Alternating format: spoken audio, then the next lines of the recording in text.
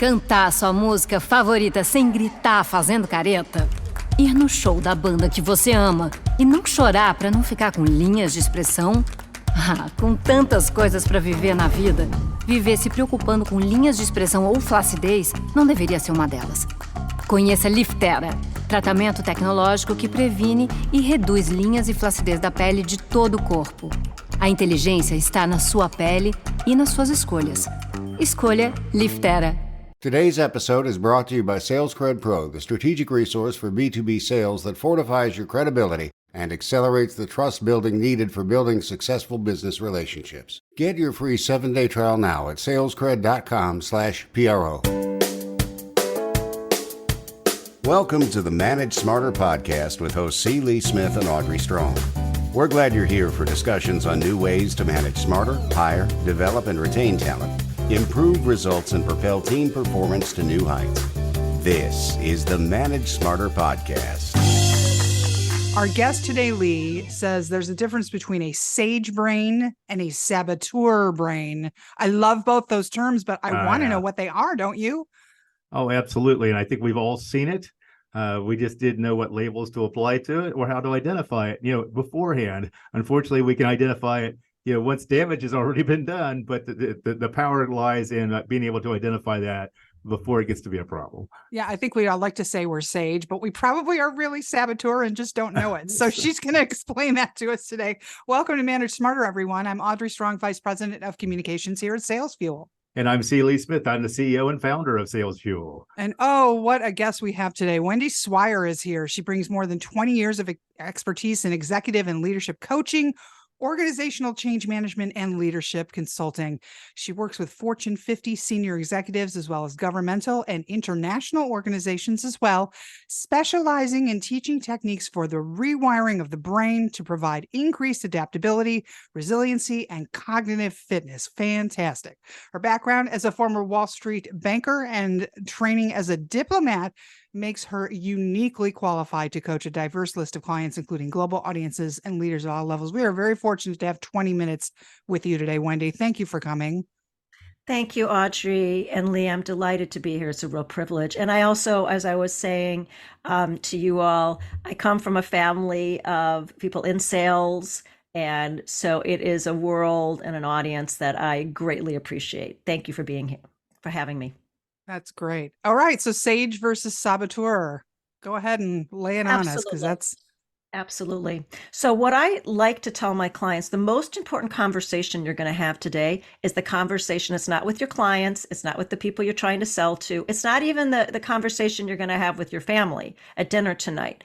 The most important conversation you're going to have is the one between your ears. It's the conversation you're going to have with yourself. And what I mean by that is, are you having conversations that put you at your best self? And that is your sage. And actually what we have learned is, because of cutting edge research in brain science and other really interesting, cognitive behavioral therapy, as well as other methodologies, what we have learned is that you need to train yourself, because you will automatically go into what we call the saboteur brain. This is the part of the brain that will automatically create you as someone who will judge yourself and judge others, be very critical. You may have known this, Audrey, as your inner critic, your inner gremlin, but really what we've learned is that actually there's a part of your brain that really is called the saboteur, and it really is the one that will make you be very critical, that puts you under stress, that doesn't let you do your best thinking. You're not empathetic. And if you can train yourself through what the technique I use is positive intelligence, mental fitness, you are able to move to what we call the sage brain. And they're actually different parts of your brain, which is really kind of cool. So is this where imposter syndrome comes from? Yes. Yes. Mm. So what is that process that you do to rectify this that you just mentioned? Sure. So it's a it's a kind of a 3-point process. The first is, you've got to recognize when that voice is happening. When are you being kind of judge yourself? So for example, let's say you have a call and it didn't go well. Are you mad at yourself? For how long are you kind of beating yourself up, right? Something you're not satisfied. So first thing is you must have the self-awareness to know that it's happening. And if you can, your audience, there's a saboteur assessment that you can take. And you'll see that on the landing page for your audience. But you will recognize that you have a judge, but you also have 9 accomplice saboteurs. You could be a people pleaser. You can be a stickler. You can just be a perfectionist. You can be a hyperachiever. There's many other of these voices and these inner critics that you've got to be able to recognize. Once you do that, the next step is you pause and you actually do something that is gets you into your physical. It has to be a physical sensation to stop the pattern. That can be something as easy, Lee and Audrey, as wiggle your toes, rub your fingers together. Here's one we all learned from Grandma and Grandpa: take a deep breath. These are physical things that actually allow you to move into the sage brain. 3-step process. It is no different than physical fitness. You got to train your brain and your mind to do it. So I had a executive coach, and what I would see him do is I would see him tap his fingers together like this. And that led me then that my little mind hack is I will tap the desk that I'm sitting at or whatever to create that sensation in my fingers. So to help, when I recognize, and that's the hardest part, at least it was for me anyway, is recognizing when that negative self-talk was being destructive and try to get myself out of that destructive loop, if you will. And that was the hardest part. So what kind of tips can you provide to people to help identify that they're doing that to themselves? Yeah, I absolutely love that. And I love the fact you tapped your fingers. That's exactly what we want to do to interrupt the pattern. Well, the first thing, a question I have for you, Audrey and Lee, is pain good for you? Sure, pain is good for you for 1 second, right? It's a warning system to your body that something is wrong. So for example, my saboteurs are: I'm a hyperachiever, which I love I love success. I'm ambitious. I think your listeners are as well. I also am restless. I get bored. I like new, shiny things. What's new? And I also like a lot of control. So those are if you take the assessment, which I hope everyone does, those are my profile. These aren't bad qualities though. So if I, for example, something's happening and I'm like, ooh, I feel the need for control. It is no different. What we say is if you put your hand on a hot stove, that's a warning sign for a second. If you leave your hand on the hot stove, that's not good. It's the leaving of your hand on the stove that can be the issue. So I would say when you recognize it, if you're in that mode for more than a second, it's a warning system. Hey, I need to control something. I need to be a little bit more vigilant. I need to keep up working, or whatever it is, right? If it's in there more than a second or two, then you are in the saboteur brain. But as a warning, it's not bad. So it's how long you're in it that is really what I'm interested in. So I have a question. Of the qualities you listed, of the 9 or 10 saboteur brain qualities, like you said, being ambitious, I don't view that as a negative. But when you say hyper ambitious is, so it's all spectrum. Yeah. So it's when you go too far. Correct. Yeah. So what are the qualities on the sage side? Is it just the opposite of the 9 listed on the saboteur side? Or so what are if you say find your best self, what are the qualities on the sage side? Yeah, to train yourself. And by the way, this doesn't happen automatically. I'll tell you a quick story. So there's nothing wrong with being a high achiever. It's when you become a hyperachiever. Okay. So being achievement oriented is very much a sage quality. It's wonderful. It's when you're never satisfied that it takes over. So for example, I'll never forget, I was a professor. I wrote a book. I finished the book on Friday. I was very proud of it. On Monday, someone asked me, are you writing another book? Yeah. I had just finished. I had just caught up on sleep. On Monday said, well, what's your next book? And I remember thinking, oh gosh, I have to start thinking about my next book. That was the saboteur taking over. That's the distinction, right? Versus, okay, you know what? I just achieved this and I'm proud of it. Let's get back to your question, Audrey. Once you've made the shift, the beautiful thing is that there are 5 sage powers that you want to move to. The first is empathy. Empathy towards yourself, empathy towards others. That associate of mine, that colleague of mine, teammate who made a mistake. Ooh, I'm so mad. You know what? Let me have some empathy towards them. And it really comes from a place. All saboteurs are based in fear. all sage is much more kindness and love and empathy, all the qualities, all the good stuff we want more of in our life, that different part of your brain. Empathy is my favorite, and particularly to yourself. We beat ourselves up so much. We're very cruel to ourselves. Can we be kinder to ourselves? That's Sage Power 1. The second is to, what I say, explore, get really curious. So you're on a sales call, it didn't go well. What happened here? What questions could I ask differently? Why did that happen? How can I explore? Move into your superpower of being fanatically curious. And I would call that, be like a fascinated anthropologist. Let me understand it. That's number 2. 3 is innovate. Let's get really creative about innovation. And there's some techniques there we can do. The 4th is tie into your larger purpose. Your navigate power. What's the most important thing in your life? What's your North Star? Okay. So if something is, you've got that saboteur, let me just back up. Will this matter? This is kind of what my parents used to say. Would it matter in 30 years, in 5 years, in a month? You just get tied into your values. And the final power of Sage it's called activate, which is you take calm, clear, focused laser attention, like a Jedi. So I'm a Star Wars fan. My boys, we watch a lot of Star Wars. When they're coming after you, Darth Vader, you're not, we don't see Luke and Leia all freaked out and all nervous. They're calm. They take action. They're laser focused, but it's an energy. The energy is Sage. The energy is not Saboteur. I hope that helped. Yeah. So I wanted to ask a question about that book. It's called Anytime Coaching. And so this is Manage Smarter, and we have a lot of salespeople and sales managers in our audience then. What kind of tips can you give for sales managers to be better at coaching and developing their sales staff? Oh, yeah, absolutely. You all know what to do. Your saboteurs get in the way. We need, in my book, there's 5 simple it's a simple model. I believe anyone can learn to coach. I went to the Georgetown coaching program and hundreds of hours. You don't need that. There's simple things. You need to be able to ask questions, inquire. You need to be able to observe your customers. Don't jump in. We know you have great ideas. You don't want to be, we call it addicted to being right. We don't want to do that. Just really ask questions, slow down, observe. And here, this really ties to observe yourself. Are your saboteurs there in the room? Is the saboteurs on the Zoom call or with the client you're trying to sell to, or is it your Sage? And if you're in Sage, your customers are going to know it. Mm-hmm. So I'd rather be rich than be right. Right. That's right. What about managing your team internally, not your prospects or your clients?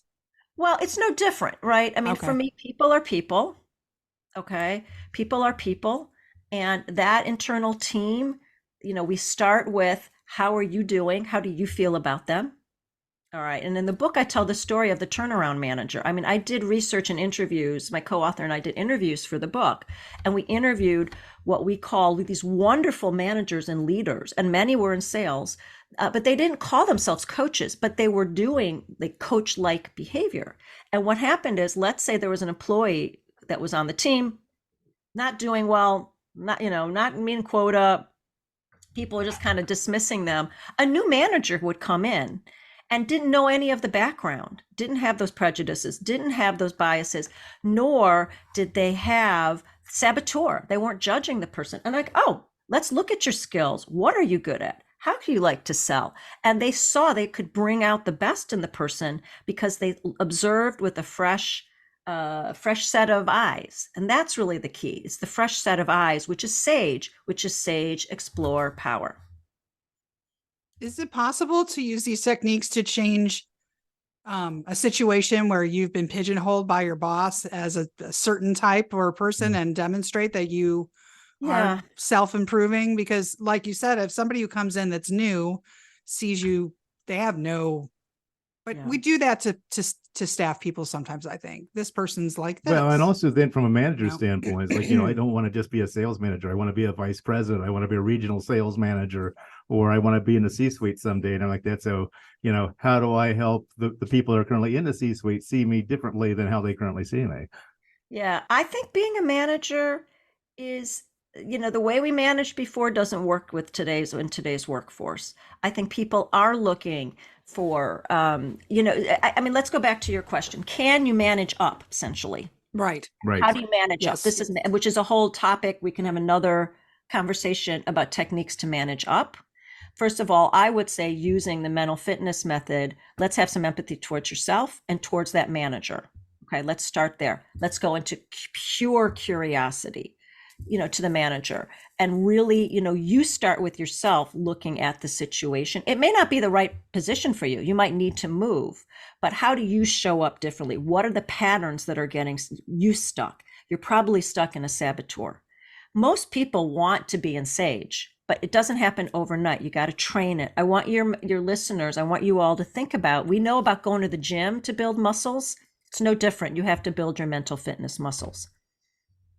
What's the key to your managing of, you say, your constant change in today's life and workplace? I'm one of those people that I like to be a lifelong learner, but I've never really liked change, and I realize it really is the only constant. So what are some techniques to help people like me that are wired that way? I know there are some people that love change. So first of all, it could be a saboteur. It could be hypervigilant. Hypervigilant is being vigilant is wonderful. Looking at fear. The brain is wired to worry, by the way. The brain is wired. Your brain has a built-in negativity bias for survival. That's a wonderful quality, but it could be that it's a little on overdrive. Well, if this changes, this could happen. So you could be stuck in a saboteur pattern, and that would require doing those exercises and then saying, okay, change is scary, So first is to recognize the patterns yourself. Okay. And I would say, what's the gift with every challenge, every failure? We know this from growth mindset. Any challenge, failure, mistake, there's a gift and opportunity in it. And that is we call that the Sage perspective. What is the gift and opportunity? If this doesn't work out, what have you learned? If this change happens, there's a gift and opportunity, and that requires, there's lots of wonderful ways to get there. But I really, looking at my life, my success, everything I thought that I didn't do well has turned out to be a tremendous gift and opportunity of learning, of growth, of perseverance, I've met some new people that put me in a different field. So different parts of my field. So you never know. Yeah, no, I love that. And that's my true. My last question for you is the talk about the saboteur brain immediately makes me think about people who have trust issues. Maybe it's due to past trauma or whatever the case may be there. What's your advice for dealing with people then that, just can't bring themselves to trust what you're saying, what your motivation is, anything like that? Yeah, a lot of people, Lee, are living in that fear state. Pressures, society, economics, technology. There's a lot. And I really have a lot of empathy in that case. If people really can't have trust issues, I think there could be a trauma issue, it could be a thing in the past. And if you can't build trust, you do everything you can, but you do the best you can in that situation, whether it's a client, a boss, a teammate. And I do believe that exactly what you said, sometimes people just can't do it. It's not you. I always tell my clients, Q-tip, quit taking it personally. It's not. I love that. Yeah. Well, it's swiresolutions.com and you're Wendy Swire, and everybody, it's SWIRE, not the Y. Correct. And you've got a website that you want folks to go to and Sure. Reach out to you. And yeah, let me share that. So thank you so much. This has been so much fun. If you are interested, and I don't know if there's show notes, but if you're interested, yeah. Okay, perfect. This will be in the show notes. We have a special page for listeners where you can take that saboteur assessment for free. It takes about 5 minutes. Also, you can, my company's there and there's some other resources there. And again, I'm a servant leader. I'm here to be in service. So stay in touch. HTTPS with all those slashes, swiresolutions.com. So swiresolutions.com /manage smarter podcast. If you go there, you'll be able to take the assessment. And I love it. I can't wait to take it. I got to get on there and take it. Lee, you too. Thank you, Wendy. This has been great. We appreciate you coming on. Oh, thank you. It was so much fun. I really enjoyed it. Thanks for listening. If you enjoyed the show, please rate and recommend on iTunes, Overcast, or wherever you get your podcasts. You can also get more great information at salesfuel.com.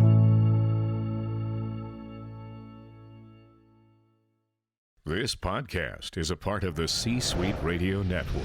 For more top business podcasts, visit c-suiteradio.com.